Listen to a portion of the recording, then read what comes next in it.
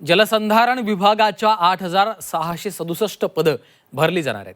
इंजिनिअरिंगसह कृषी संबंधित पदं देखील भरणार असल्याचं मृदा जलसंधारण मंत्री संजय राठोड यांनी सांगितलं। 29 महापालिकांमध्ये आम्ही जबाबदारी स्वीकारणार आहोत। या पदांना आता मुख्य अभियंता, कार्यकारी अभियंता नावं दिली आहेत। गाळमुक्त धरण, तलाव ही कामं करत आहोत असंही राठोड यांनी म्हटलंय।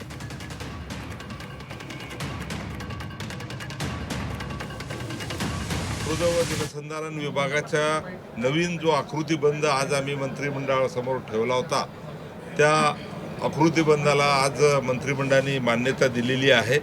जवळपास 8,767 पदं ही मृदा व जलसंधारण विभागाची या ठिकाणी सुधारित आकृतीबंध आज मंजूर करण्यात आलेला आहे।